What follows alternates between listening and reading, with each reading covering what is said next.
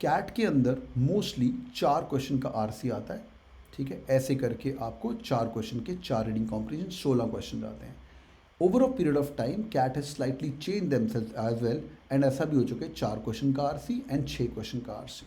मतलब हमें तो एंड में नंबर लेके जाने हैं, ठीक है। 4 क्वेश्चन का आरसी, 6 क्वेश्चन का आरसी, विच मीन्स ये 12, 12 और 8 विच वॉज नियरली 20 क्वेश्चन, ठीक है भाई। ऐसा भी हुआ है कैट के अंदर, जब कैट के अंदर नियरली तुम्हारे 32 क्वेश्चन आते थे एक्सेट्रा ऑफ द वर्ल्ड। तो नॉर्मली ये वाला पैटर्न अभी चल रहा है।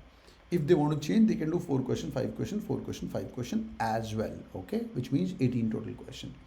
Now, while doing the paper, you have to segregate the time for reading comprehension, which means it's a 40 minutes of exam for verbal ability. I would recommend you guys stick to 25 minutes for solving the reading comprehensions. Why 24 minutes? I'll talk about that. मैं 24 लिख रहा हूँ. So और बाकी 16 remaining minutes for VA part. There is a bar graph here, and you can actually move this bar graph as per your comfort. Like कई लोग बोलते हैं सर मैं 30 मिनट्स लगाऊंगा और 3 आरसी सॉल्व करूंगा प्यार से 10-10 मिनट में. कई लोग बोलते हैं सर मैं तो सिर्फ 20 मिनट लगाता हूँ आरसी पे, 20 मिनट लगाता हूँ वीए पे, मेरे मैक्सिमम मार्क्स आते हैं. तो तुम्हें चेक करना है कि जो बार ग्राफ है तुम्हें वो कितना मूव करना है, इधर से इधर मूव करना है, कितना मूव करना है. That should be up to you for sure. Okay, let's move in forward. Best is 24 minutes plus 16 minutes. कैसे? Say for example there are 4 reading comprehension in the actual CAT: RC1, RC2, RC3 and RC4.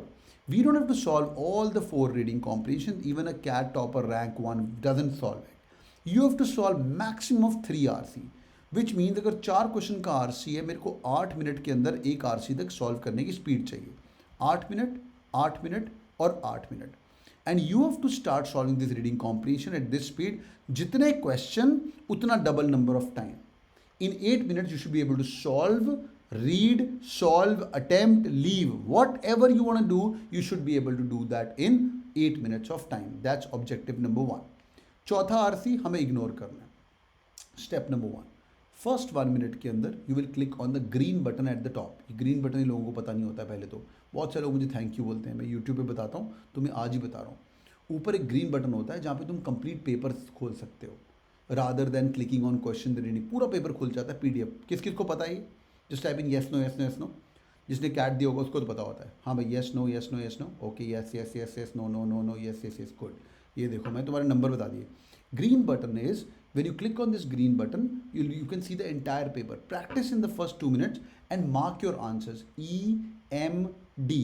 Easy, medium, difficult. और you can mark 1, 2, 3. पहले मैं इसको करूँगा, फिर मैं इसको करूँगा. In the start, screw 3 reading comprehension. Fuck 8 minute per question. You get me 2 RCs in 12 minute each. वो तभी हो पाएगा when you're able to solve the easier RCs. बस 2 ही RC सॉल्व करना है मेरे को, और 25 मिनट में दुकान बंद करके मूव ऑन करके अगले 15 मिनट में try to solve all the possible VA questions which are parajumble, parasummary. बड़ी प्रैक्टिस करवाई मैंने तुम्हारी पैराजंबल, पैरासमरी की. और जो बच्चा यहाँ पे अगर 12-12 मिनट में 2 RC सॉल्व कर गया, जिसने 8 नंबर पूरे कबाड़ लिए, और यहाँ पे उसका 8 में से 6 क्वेश्चन ठीक हो गए, which means 14 question right, is also is equal to 98 percentile in cat.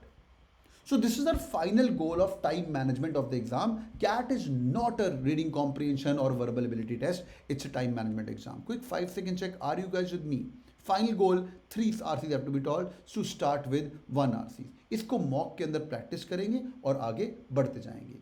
EMD is सबसे पहले ये करूँगा, easy and medium and difficult. Okay, करण का सवाल आता है कि सर easy, medium, difficult ढूंढना कैसे है? Very good question. हर इंसान अलग होता है. किसी का इजी, मीडियम, डिफिकल्ट हो सकता है. सर मेरे को साइंस बेस्ड रीडिंग कॉम्प्रिहेंशन पसंद है, ठीक है. किसी का इजी, मीडियम, डिफिकल्ट हो सकता है. सर मेरे को तो हिस्ट्री बड़ी पसंद है. लाइक फॉर एग्जांपल मेरे को हिस्ट्री बड़ी पसंद है. मुझे साइंस ठीक है यार, पढ़ लिया वो न्यूक्लियर फिजन, हिस्ट्री में मैं खुद ही मेरे को बहुत पसंद है. या एक तो तरीका होता है टॉपिक से अफिनिटी. अगर तुम्हें टॉपिक से प्यार है तो then you guys pick it up and that's going to be the easy reading comprehension for you. प्यार, ठीक है, लाल रंग का बनाते हैं. टॉपिक से प्यार है. दूसरा, it's only half of the thing. दूसरा होना चाहिए आपको अपने आरसी के क्वेश्चन से प्यार. मतलब क्वेश्चन सॉल्वेबल है कि नहीं.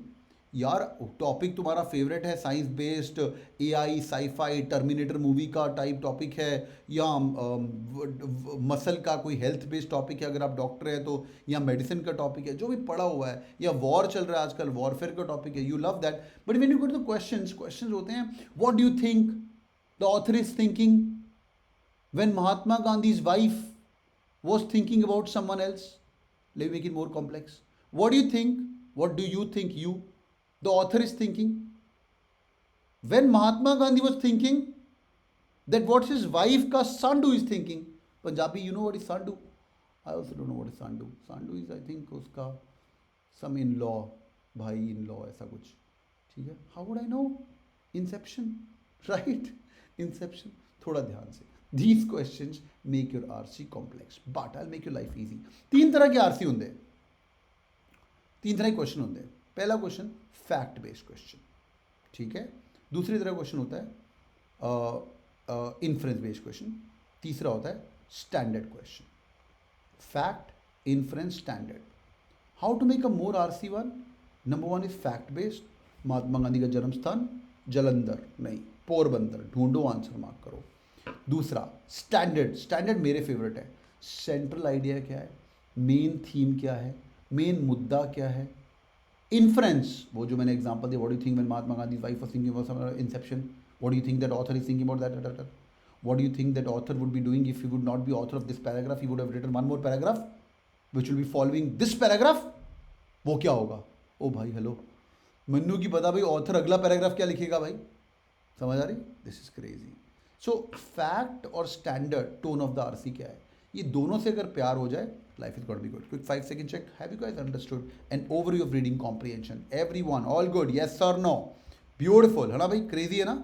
चल भाई, बढ़िया बढ़िया, बहुत बहुत इंपॉर्टेंट चीज़ बता दी मैंने आपको स्टार्टर्स के लिए.